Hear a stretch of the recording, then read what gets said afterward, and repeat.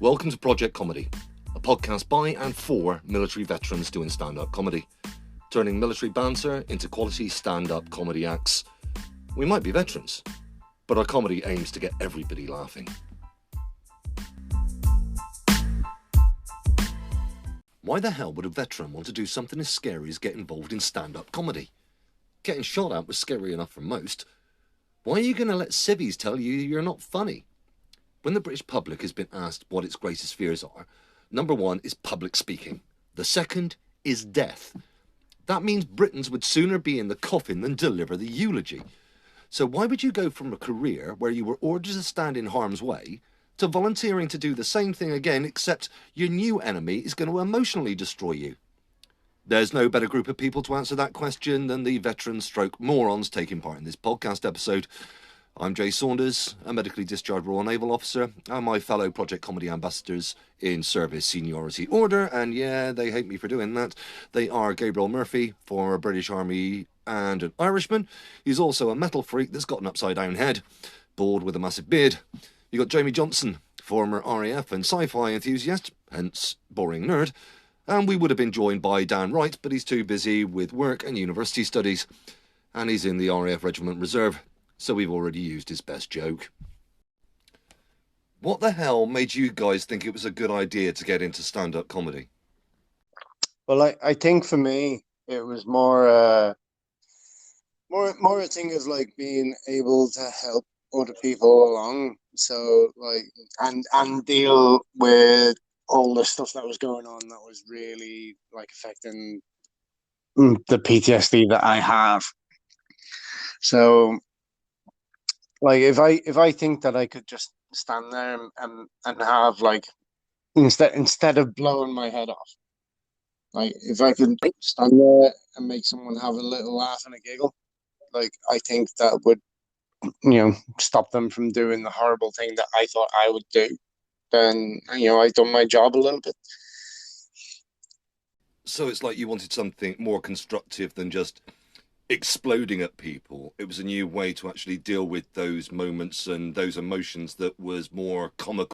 Yeah, so I wasn't exploding at people, and equally, like the back of my skull wasn't exploding outward. PTSD as you were, because I suffer with it as well, mate. Feels like your brain wants you up from the inside.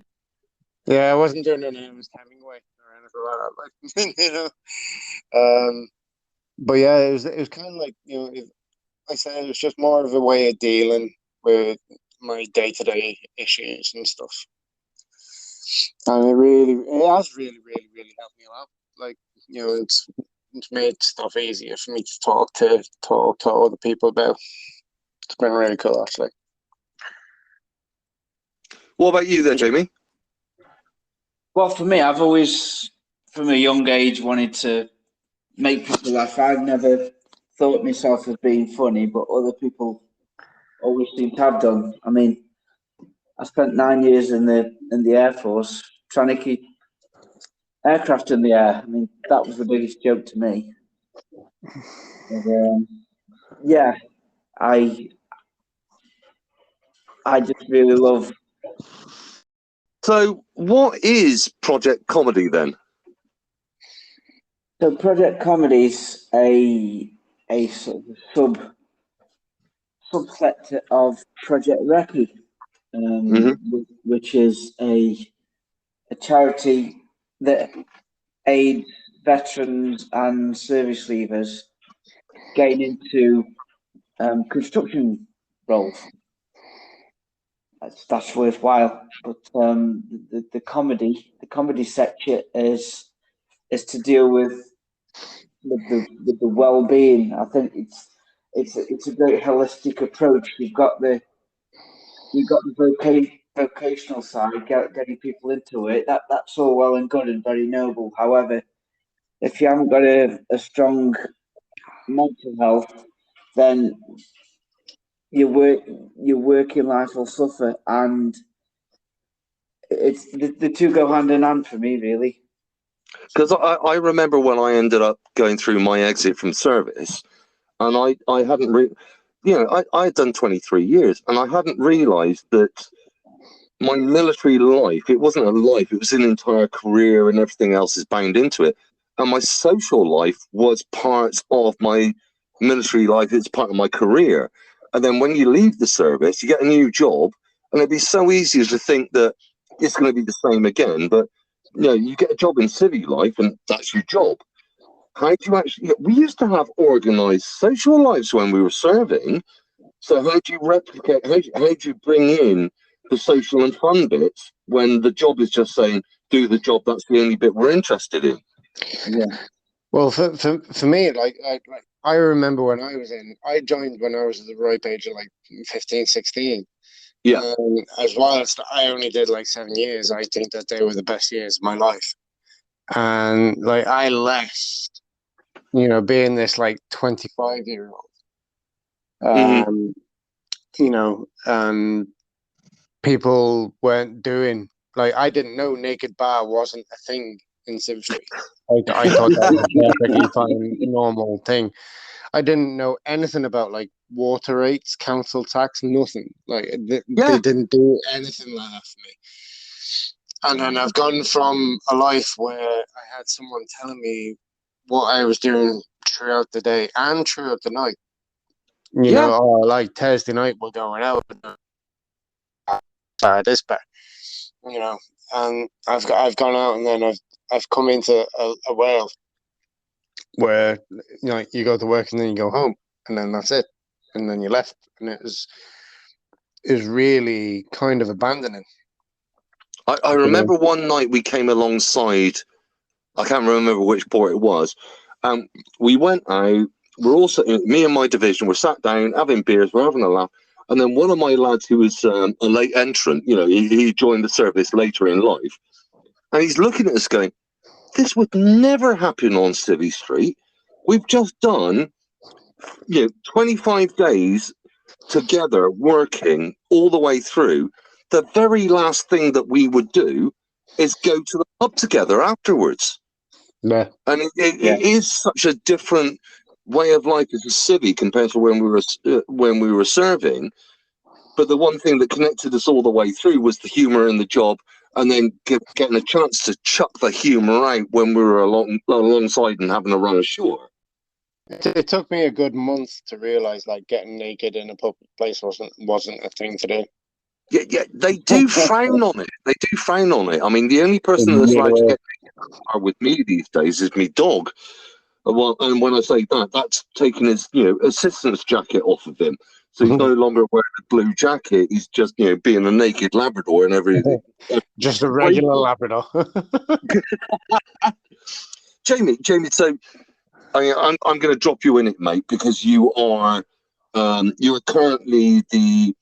Is it called the Wellbeing Chair at the moment for Project Recce? Yeah, that's right. Of which ProjectCOMEDY is one section of it. Yeah. Do you want me to read out the objectives that we've currently got on our WhatsApp at the moment? Yeah, go for it. You guys fire back and say if it's bullshit or if it's right or if we're actually delivering. It actually says at the moment, it's a space to encourage veterans to engage in stand-up comedy for their well-being, enhance communication skills, to enhance analytical and editing skills, to aid their mental health, to deliver suitable and approved training to enable veterans to perform their first ever stand-up routine, to provide opportunities and events to perform a stand-up routine to other people, and promote veterans on the stand-up comedy circuit. Is that what we're about? Do we actually do that? I fully think that, because all them things there where I said, like, stripping down all the details and stuff like that and being able to provide better mental health.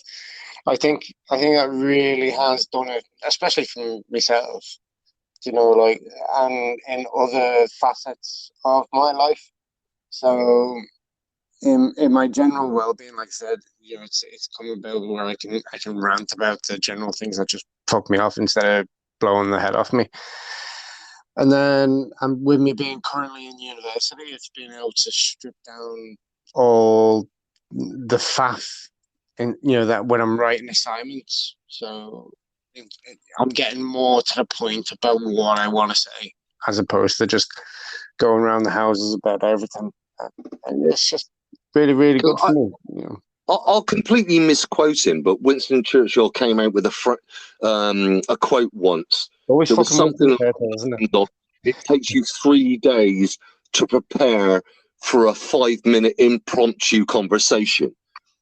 And that's what doing stand-up is. You know, it takes you a lot long. If you're doing a 5-minute set or a 10-minute set, it takes you so much longer to get ready to do that. So the analytical editing skills that I've gained from preparing a 5 or a 10-minute set, I can't believe how much more efficient I am at it now. That's the skill of the craft, though, isn't it? That's it's making that short space of time seem like, it's such an easy thing to do, and actually, it's when you sit down and think about it, it's completely the opposite. It's the work that you put in. It's all the groundwork that you do beforehand, the editing process, refining your gags that make it so streamlined and deliverable that people think, he's just got up on stage and just made that it up. isn't 5 just trying to be funny. It is a plan to be as funny as many times as you can be in 5 minutes, isn't it? Yeah, it's taking the ratios, isn't it? Let's go back to, because we all did our training pretty much at the same time. When you first took to the stage, right? I'm remembering when we started all back in lockdown 2, when the world was all shut down and the only comedy circuit existing at the time was on Zoom. And a couple of us have actually been on stage for real. The first time I did it, even on the Zoom room, I was shitting my pants. I mean, there was fizzy gravy coming out of my back end. I should have been wearing Pampers. What was it like for you guys? For me, it wasn't too bad. Like I've done martial arts and I've been fighting and all that sort of stuff. So I've done all the cage malarkey and all that sort of shit. So it wasn't too bad for me, and I think with me in the role that I had in the army as well, I was very used to standing up and telling people what to do. So I was very much used to being like. Now I don't like being in the limelight, but it was kind of nostalgic in a way to be the center of attention for a second. Yeah. But equally calming in the fact that I knew that I wasn't going to be the center of attention all the fucking time because I'm ugly as fuck. So, mate, you haven't met me in person yet. You wait to find out how disgusting I am. But yeah, it pulled me back to the nice, energetic, adrenaline kind of way. You know, it was that nice nervousness. Not like I mean, like, except because my PTSD stuff doesn't. A lot of people get like social anxiety. I get like very intimate anxiety. Like, how people are. They worry about what everyone else thinks about them. I worry about what my loved ones and my cared ones think about me. So gotcha. I get, so when my PTSD kicks in, I get no relief because I can't just fucking run away from home for a while. Yeah. Whereas everyone else can, when they get the social anxiety, they can just run inside for a bit. I can't run inside because I'm anxious about everyone I'm inside with. So it's it was nice. It was good to just sort of like pull me back into that nostalgic remembering, kind of like Christmas Day, Christmas morning. I know that. How everyone else remembers Christmas morning, because I remember Christmas morning in a fucking really horrible way. But how everyone else remembers it. But Jamie, I mean, you're a so-called normal because you're not as well. You don't have PTSD like me and Gabe do. But what was your first gig like? Oh, I was nervous as hell. I personally, I'd have rather have gone back into an armed force careers office for the again. I got that. I got that sense of nervousness. But once because we're built up to be resilient, we can go in, we can perform the mission we've been set out to do, and once it's complete, then you just get that satisfaction, of a job well done, really. So the build Yeah, up that, to that horrible old cliche of feel the fear, but do it anyway, and then see what happens at the end of it. yeah, exactly that. Yeah, I think all the build up, it was just nerves, but one of the main reasons I chose to do the course was to build up my self confidence again, because I'd come on to Project Recce as a result of being made redundant. So Right. I've got that ugly shadow over me, and I wanted to do something to build my self confidence back up. So we did me in job interviews, and improve my life skills that way, and it did. So I'm extremely grateful for that. Yeah. I mean, you've just given me a beautiful link in the fact that we all did a course with Laughing Horse via Zoom, and we had loads of veterans go through it, and most of them ended up doing their first gig, their first graduation gig, but many didn't go on to do their second gig. And maybe their lives moved on, or maybe it was a tick in the box that they wanted. But what was it made you guys decide to stick with stand up? Jesus, I'll let Jamie lead with this one. So Yeah, that's fine. I'll go with this one. I wanted to continue the buzz I got. It was after that first gig. After feeling so sort of nervous, as I've just alluded to, and then coming through the gig, getting the laughs, making people laugh, and then feeling really good about myself at the end of it. I wanted to give it another go. So it was sort of a Just way building to. on what you got from the first time. Yeah, I used my first gig as like as the foundation, the building blocks to improve myself, in that way. I mean, I remember those feelings far too well, because I remember when I did my first gig, our graduation show with Laughing Horse, and I got through it and I got laughs and I went, yeah, that was cool. But when I watched it back, yeah, I was getting laughs, but I'm there going, I could be so much better at this. I need to do more. So it just pushed me to go, well, if I got laughs the first time, let's see and I'm not happy with my performance, let's see what I can get out of it and go again and see if I can get more laughs, which luckily enough I did. That really bolstered my confidence. Right, I'm going to go back at you, Gabe, seeing as you were nice enough to chuck dear old, dear old Jamie under the bus. Come on, your turn to speak.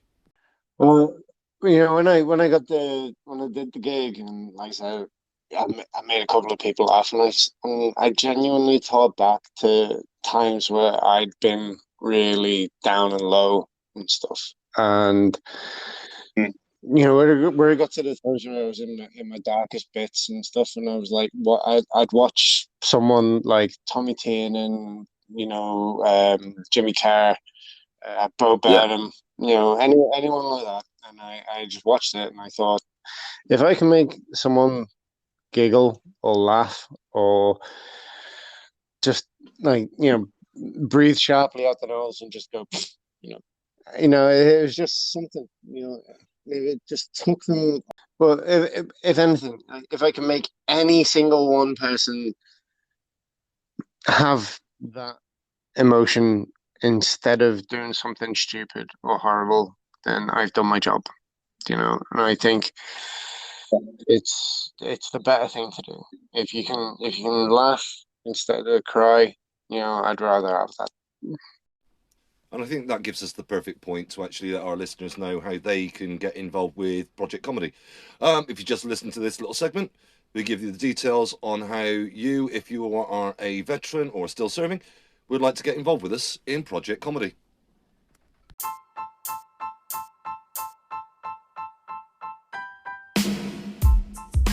Are you a veteran or even still serving and think you'd like to give stand-up comedy a go?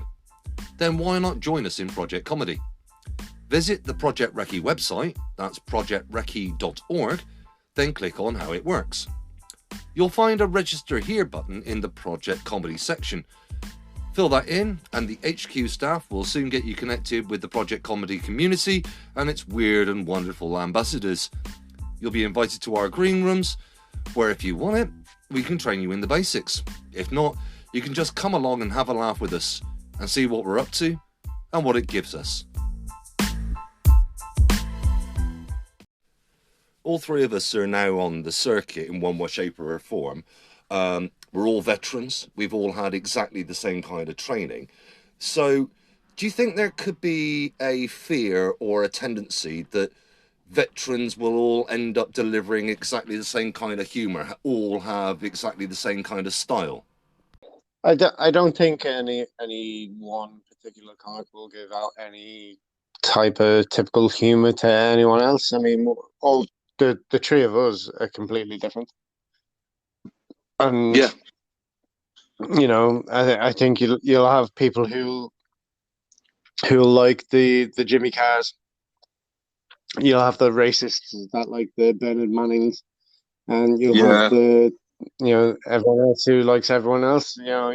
You'll never get one like comedy like on the course. We never get taught how to be funny because comedy is what you think is funny. It's all very individual, just like your mental health stuff. It's all very individual to you. So you'll never. I mean, you can always copy someone else, but you'll never duplicate anyone else.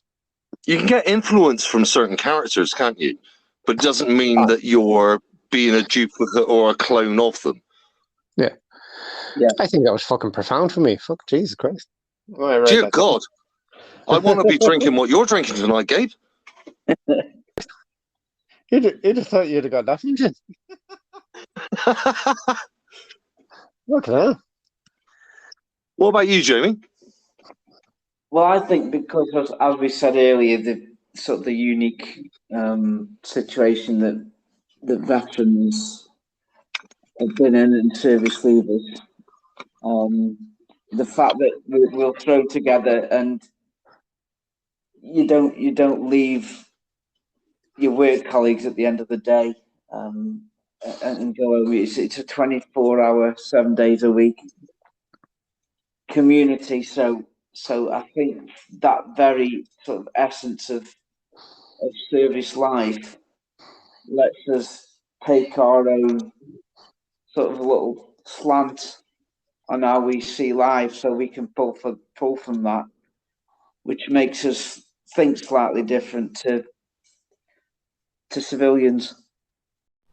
I think this is one of the reasons I love the green room so much, because back in the days when I was serving, the guys that made me laugh, they made me laugh not because they were coming out with my humour, they were coming out with something so different. The people that make you laugh have a slightly different sense of humour that tickles your funny bone. And when we get together in the green room, you get that collaborative, of the other guys coming out with gags that you've not written, finding something funny that you've not discovered before, and then they can then feed into your sense of humour and the kind of material you're writing. Yeah, we've always like I've always chipped in like a darker slant onto whatever you guys are doing. Just slightly, and for those of you that this is our first episode, we do have to point out that Gabriel is the darkest man ever known to humanity. I mean, he makes Frank look like Michael McIntyre. Let's be honest, mate. You can go dark so fast. It's beautiful. I switched the light off quicker than Muhammad Ali did.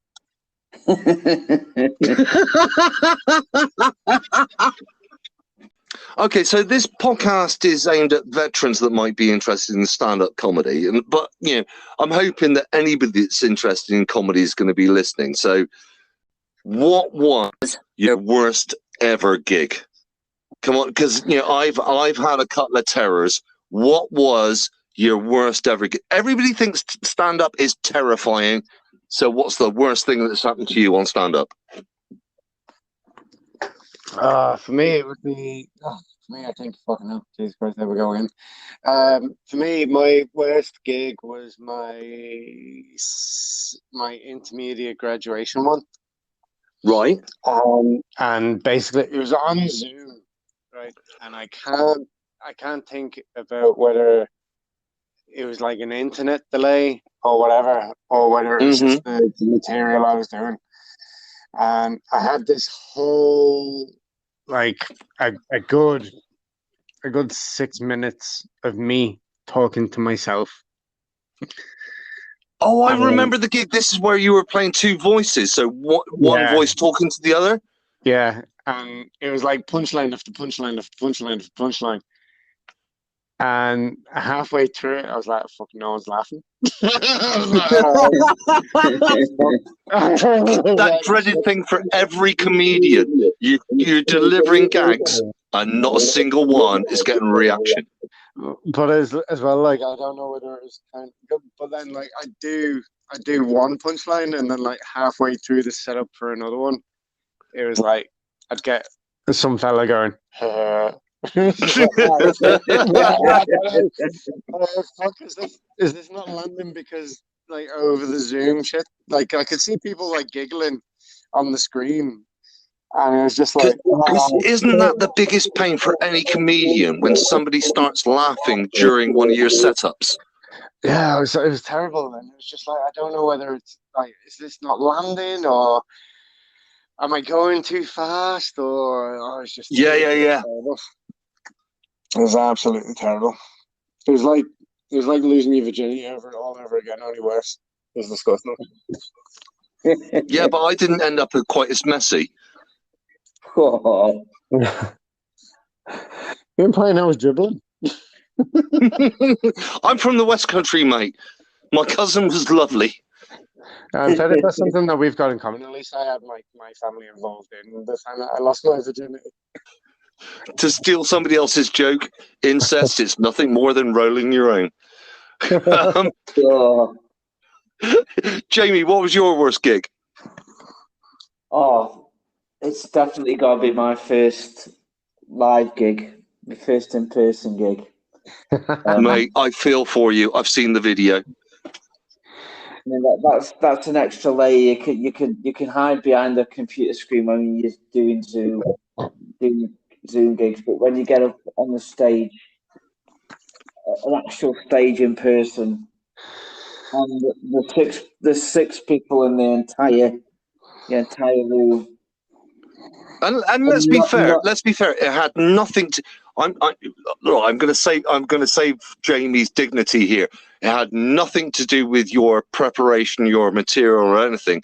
You were placed in a room where you were designed to die. Let's be honest. Yeah. How many acts were on that night, Jamie? In total, with me, there were 4 acts. And how many of them were comedians? Just me, because it was a mixed open mic night. And this is how you write the definition of a bad gig, isn't it? I mean, number one, it's 1 comedian and 4 musicians. There are 6 people in the audience. And do remind me again, what was your intro to the stage? How did the MC warm the audience up for you? What did he say? He basically just said, Jamie Johnson, and that was it. It was, mate, I've had... I'm going to say it again, mate. I think you got bigger balls than the Ukrainian freedom fighter for even getting on the fucking stage. I mean, they've just seen, a musician, and then you get up on the stage trying to sell gag. How the fuck you got on the stage? I've got no idea. I've had more laughs speaking to my mirror I think there was a more atmosphere than that place. I'll share mine because I am showing off a bit here. They had booked 9 comedians. We get there. We knew the MC. She's a lovely girl. She organises some great gigs. It was a great corner. We had a great stage. The mics were working brilliantly. We're all fantastic. We're all getting excited about it. And literally just before we went live, she turned around to the landlord and went, right, so if you could turn off the jukebox now. And he went, no, I'm not turning the jukebox off. I've got to keep my customers entertained. And we're there going, how the hell do we... Okay, so we're going to have to turn the volume up and what have you. And just as she stood to the stage, a Christmas works party of drunken Portsmouth women sat right in front of the stage, singing to the jukebox. And the entire evening, we are trying to do stand-up with a bunch of drunken Pompey girls singing to the jukebox. How we got on the stage, I've got no... But every last 9 of us got on the stage and tried to shout over the top of them. It was so much fun for us, but it was such a horrific gig. I mean, I've had vivid nightmares where I've woken up in cold sweats, and that doesn't hold a candle to that, mate. I'll tell you. Well, do you know what? I would sooner have had a cold room, just a silent room, than a bunch of drunken Pompey girls singing really out of tune to the jukebox. But that's just the way it works, isn't it? I've got all right. Let's swap it around then. What was your best gig? For me, it was the graduation of the Zoom gig from the beginners course, from the Laughing Oath beginners course. Just to explain that to anybody listening in, so we did our training course with Laughing Horse Comedy. We had the most amazing tutor, who's still one of our best mates, still drops into our green room, Mr. J. Sodegar. If you've never heard of him, look him up. He's an absolute genius. I consider him my better therapist, but all of us have been trained by Jay. And once you finish your course, you end up doing a Zoom gig with him as the MC. And it was a delight to do it. But you think your first gig was the one that you enjoyed the most and was your best gig? Yeah, definitely, because I realised that it was a great opportunity for me to work on, having worked on my routine and then successfully delivering it and getting the instant feedback. It made me think, yeah, this is definitely something I can continue with. Just like with Jamie there, I think my first 5-minute Zoom gig, I think that was my best one because everything was nice and new and fresh for me. And whilst everything was lovely and fresh for everyone else, I think with it being new and fresh, so I think that would have been my best one. Kind of like when you lost your virginity. I mean, for me, more nostalgic. For me, it was one of the local bookers here on the South Coast phoned me up and said, look, I've had one of the guys for tonight's gig, he's dropped out because of COVID, he's just tested positive. And can you come along tonight? So I went along. It turned out to be their premiere gig. I mean, this gig was like a real comedy club. I mean, it wasn't room above a pub where you got to walk through the bar to go upstairs and what have you. It had its own separate doorway. Went upstairs. There was a perfect stage. Front row, second row, third row, bar at the back. I'm thinking, this is amazing. And but my PTSD, it kicks in when there's too many people in the room. There were 95 people in the audience to watch that night's gig. Got up there and I was absolutely shitting my pants when I got on the stage. Walk up there with my assistant's dog, and I got my first laugh within 15 seconds of being on the stage. Not because I had fucked up. They laughed at one of my punchlines, and I managed to get a minimum of 75% of that room to stay with me for an entire 10-minute set. And I felt so powerful that, you know, I had been invited to do this gig literally 4 hours beforehand. And there I was in the premiere gig of Solent Comedy. And I'm making an audience that knows what stand-up is about laugh all the way through. I've never felt so powerful in my life. Yeah, that's nice. So we've been taught how to do this. We've been shown how to craft ourselves into being comedians. We were never taught how to be funny. We were taught how to be comedians and how to craft our stuff. What is the joke or the gag that you guys are proudest of? What's the one that gives you the biggest buzz? Oh, so many jokes that you come up with. You know, they all land for different reasons, isn't it? Yeah. But oh God, I mean, the vast majority of my jokes revolve around my stepdaughter being ginger and how much I hate her. And Oh. So Love that set. I love that set. My stepkid, I mean, there's all the typical ginger kid jokes, which are all very traditional, but you just put your own little twist on it and stuff. And then there's the whole, you know, black incest now movement. Okay, you've come out with it. Black incest now. If we just leave that in the podcast with no backstory, that's going to sound even worse. So take us through the black incest now, because I loved the MC's reaction to what that gag was. So you need to lead us into it. So I did the whole thing of like everyone was leaving lockdown and everyone was hugging the families and being around the families again. And it made me realize that there was a massive unfairness in the movie industry where the whole incest roles were just for white people. And I think it is massively unfair, and I will not rest until I see a black fella fuck his biological brother up the ass. It's just so dark. It's just so dark. The funny thing about it as well is that if you don't agree with it, then you're racist. And then equally, and isn't that just the magic of comedy? Isn't that just the magic of comedy? You can say stuff like that, but equally, you're not actually going to be campaigning outside of Westminster going, excuse me, why is there no black incest movies that I can watch at this precise? Because I'm sure you can find them on the dark web. But I'm fairly sure you can't. I've done research.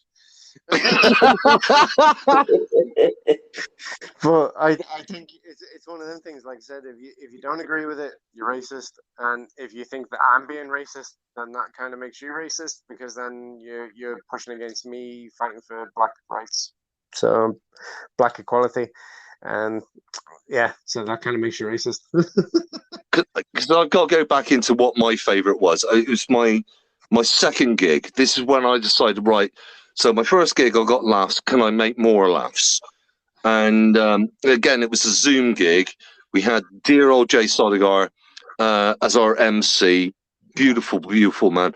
But that night we had, and if you've never heard of this gentleman, please, listeners, look him up, Mr. Nick Page. I even remember him from being on Britain's Got Talent. But he's one amazing circuit star. I was the act before the headliner. So I was doing this thing about you. Yeah, I'm 53 years of age now. Trying to find a lady for me is really, really difficult. And I found out that ladies of my age, they want to be cougars. They prefer to have a gentleman that's younger than them. So I did the maths and then realized that if I want a girlfriend, it currently means that everybody that's eligible for me currently lives in a care home somewhere. That was a nice little gag. I was kind of pleased with that. And then I finished it off with, so I've got two choices now. I can either give up on dating or become an OA pedo. And then, dear Jay, it cuts back to Jay, who's doing the emceeing for the night, and he's just curled up over his laptop going, "OA pedo, that is the gag of the night. Oh, God." And I'm there going, the guy that taught me how to do stand-up comedy is saying, that's the gag of the night. I was so proud about it. But then we went to the headliner with Nick Page, this big comedian, who went, "Thank you for that, mate. I want to steal that gag. I want to take that to the stage." And to have somebody of that stature turn around and go, "I want to steal your gag," that's the gag. It has to be the gag that I'm proudest of, that another comedian wanted to steal it. Made me feel so good. Yeah, that's a full-on win, though. What about you, Jamie? What's the gag that you're proudest of? So for me, the one that's got the most laughs in the green room, I've been able to have a lot of fun with, starts by, it's talking about my childhood, so it starts by saying, "Oh, growing up, I went to a Catholic secondary school, and my parents weren't religious; they were just sadistic bastards."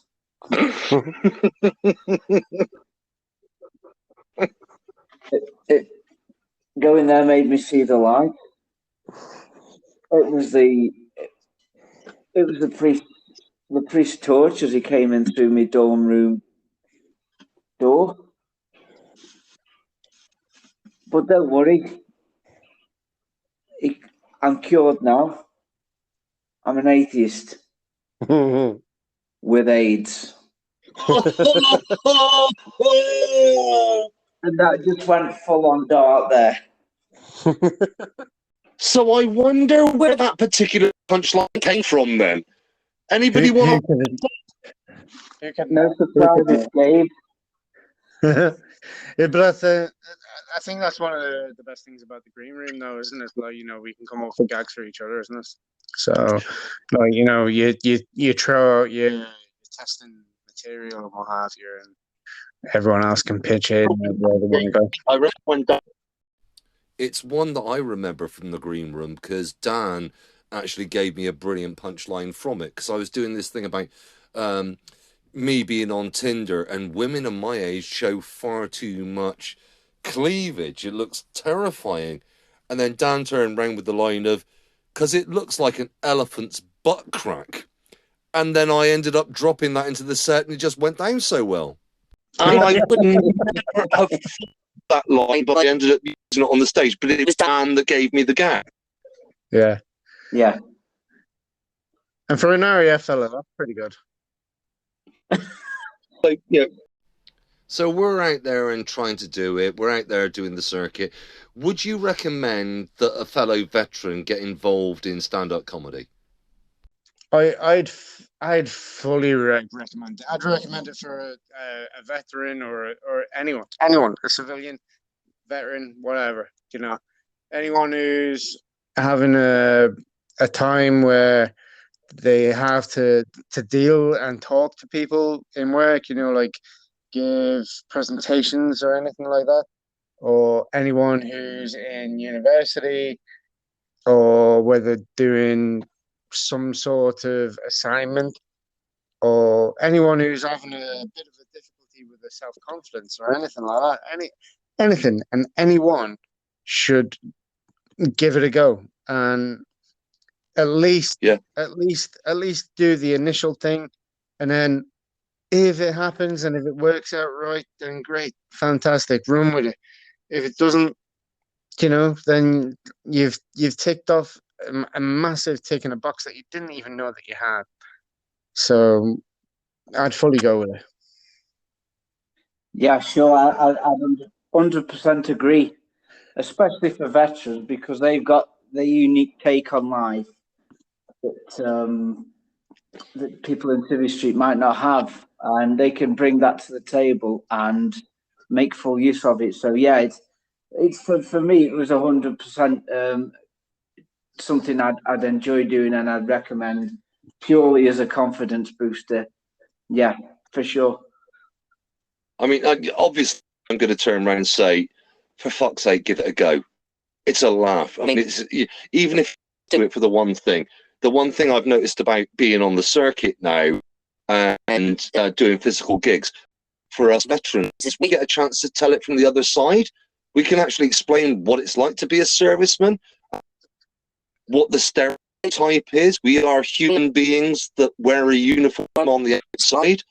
And when people hear that, it's far more for human beings, and we can actually pay back to the guys that are still serving, and we can see, yeah, there's a human being underneath that uniform. I so bloody worthwhile. I really enjoy being out there.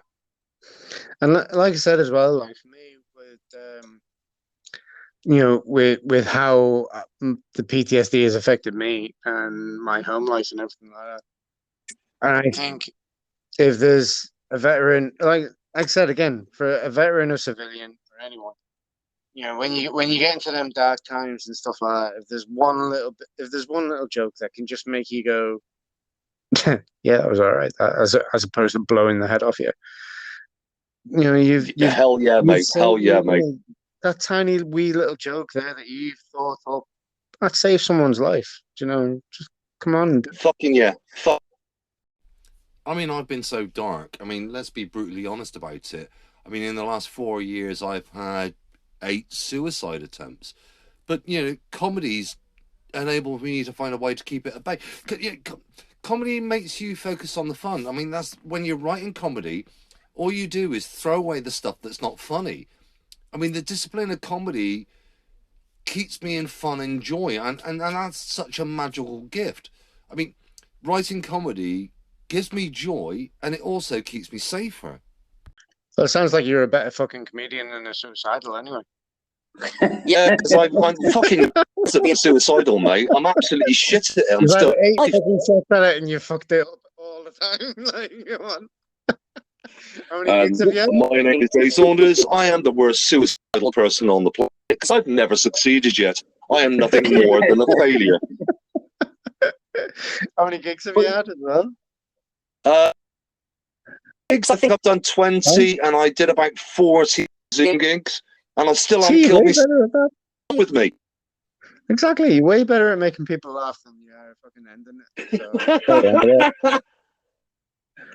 Crack on with that. Thanks, Gabriel and Jamie, for making this podcast happen. So it's time for plug time. On the 3rd of April, something's happening in the greater Manchester area. Is anybody going to talk about what we're actually doing? We're actually performing together. We're performing in front of people. And what's the name of the venue? Come on, remind me. I've forgotten because it's far north from... I don't know where the fuck I'm going. It's King's Arms at Salford. That's the one. That will be the first time that myself, Gabe and Jamie have actually been in the same room together, actually seen each other physically. Our MC for the evening will be the legend that is Mr. J. Sodagon. And there will be a very array of acts there. Some people doing 5-minute acts, some people doing 10-minute acts. Guys, I can't thank you so much. It's been absolutely brilliant. Thanks so much for that, guys. No problem, pal. No problem. I thought my life had gone darker quicker than a badly scripted submarine movie, but doing this podcast was probably right back up there. So thanks for that. If you'd like to see what we're actually like on the stand-up stage, please have a look at our YouTube channel. Search for Project Comedy on YouTube and look for our black and white logo that's exactly the same as we use for the logo for this podcast. And as for me, Jay Saunders, I can be found on Facebook, Instagram, Twitter. If you look for Comic Jay Saunders, that's all one word with the letter J in the middle, Comic Jay Saunders. Thanks again to everybody that's taken part in this episode. Until next time. Thanks for listening to the Project Comedy podcast. Please support our veterans as they continue their comedy journeys. To find out more, including gigs our veterans are doing, please search for the Project Comedy group on Facebook, where you'll also find links to Project Recce, the veterans charity that makes Project Comedy possible.